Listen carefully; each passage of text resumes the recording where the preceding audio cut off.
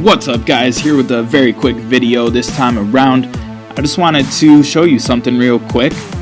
If you take a look at my loadout here, I'm rocking the 5-star AG10 Patriot, level 8. Just been playing with this guy a little bit.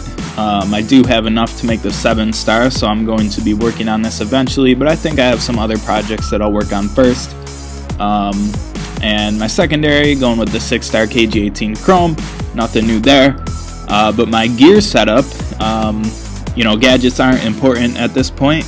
We're just talking about headgear, vest, and legs. We got the 5-star Patriot Specialist helmet as our headgear. That's going to give us a little more accuracy with the Patriot weapon. And we have these Patriot Specialist pants, which are going to give us a little more portability with our Patriot weapon, in this case the AG10. And since we have the 2-piece set, we got the headgear and the pants, we're going to have an extra 20% protection against LMG and assault class weapons. We don't have the 3-piece set bonus, which ignores the stopping power coming from weapons and stun gadgets. But if you don't mind playing without that boost, this is a great setup. And then we're going with the light urban vest. I do have the Patriot Specialist armor, which does increase the reload speed on LMG and Patriot weapons. A little faster reload is nice for farming, but it doesn't make that much of a difference, and the portability is just way too slow on this guy to justify wearing that.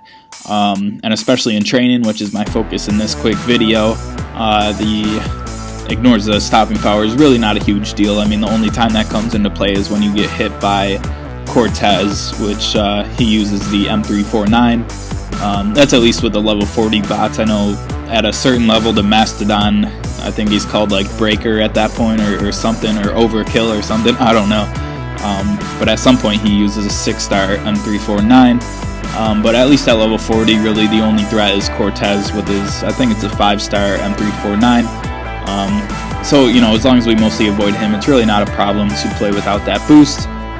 So we're going light urban vest, which has 880 portability and an extra 25% protection against assault.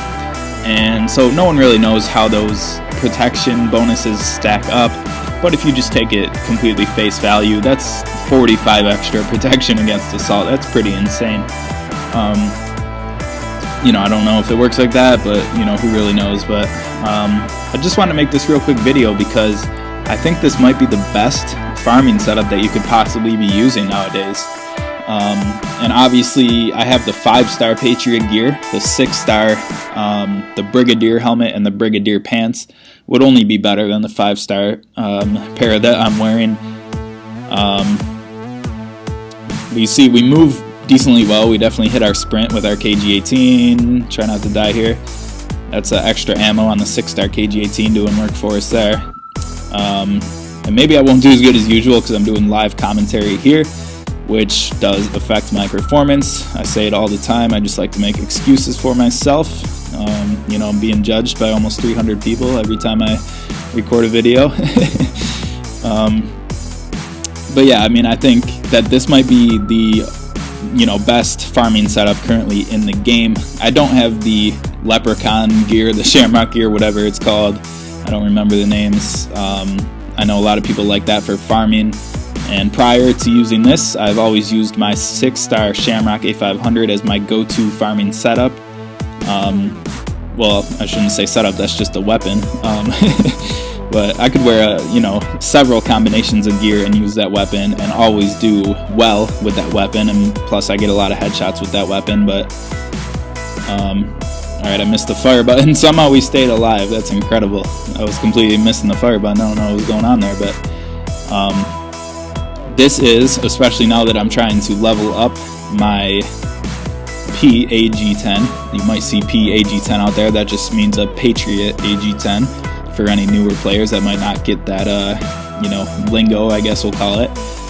And since I'm trying to level it up, I'm utilizing the weapon XP that you gain from training to level up my AG10, my PAG10.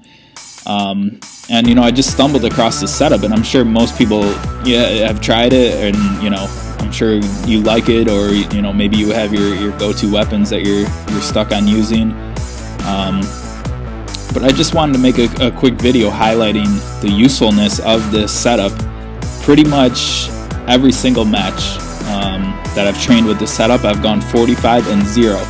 And, you know, 45 is like an average, you know, really good match for training in terms of kills.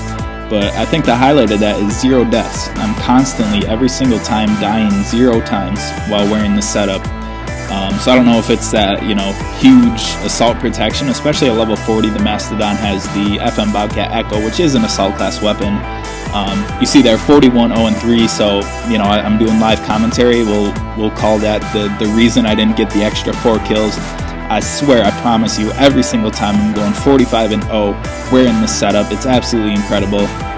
And it is an assault weapon, so we get assault weapons expert 5 and we get assault weapons headhunter 3 challenges. That's an extra 20,000 every couple of matches. It's really incredible. So I just wanted to throw this out there. I know, you know, hopefully I can get it up before the Patriot whatever the special ends. And I feel like I'm talking really fast in this video, but there's only a couple days left on the Patriot specials, so if you haven't pulled some AG10s and if you haven't pulled any of the gear, I would highly recommend at least trying for the 5-star helmet and these 5-star pants. I mean, I think this might be the best farming setup of all time. I'm dying 0 times consistently. You saw even in that training match I was very close to dying a couple of times. But I stayed alive, and the protection is just great on the setup. It's really nice. I mean, you see the base number is 7907, but we have an extra, you know, 45% depending on how that's stacked up in protection against assault class weapons. So that is really nice. This is actually a really nice setup for multiplayer as well. I wanted to focus on training more in this video. But if you go to multiplayer, I would probably bring a launcher with me, and you know, if you got the Patriot launcher, why not throw that in there, right? Because then you get the, you know, extra accuracy with the headgear and the extra portability with the pants. And in multiplayer, especially with the vest, I don't think a reload bonus is at all useful in multiplayer. And then for the sake of keeping this video real short, I'm going to avoid going into that discussion, but I just really wanted to highlight the setup.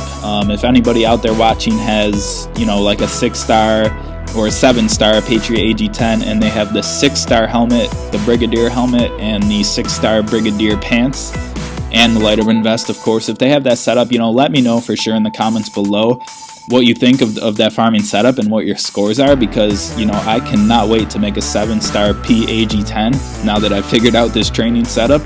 And, you know, I'm really hoping to pull the 6-star gear. I don't have any of the 6-star gear yet. It's not coming up, guys. I don't know what to say. And you see I'm out of gold. I got some Revlo gold coming, potentially a lot more from Revlo. So maybe I'll have a chance if that comes before the event ends. But like I said, we're down to like 3 days left in the event. So, you know, I'm really praying for that 6-star gear. But just wanted to share this new farming setup. I'm sure a lot of the experienced players already know about it, but, you know, just highlighting it for anyone who doesn't know. And like I said, let me know if you do have the 6-star gear and a good PAG10, how you're doing in your scores in your training matches, because I'm curious how much better it'll get, you know. 45-0 every single match, you know, you really can't do better than that. But if you are doing better than that, you know, I'd really like to know about it. So yeah, we'll cut it there. Keeping it just around 10 minutes. I can deal with that for sure. And just wanted to show you guys that.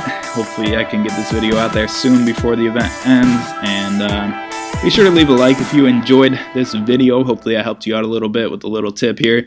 And got tons of videos coming.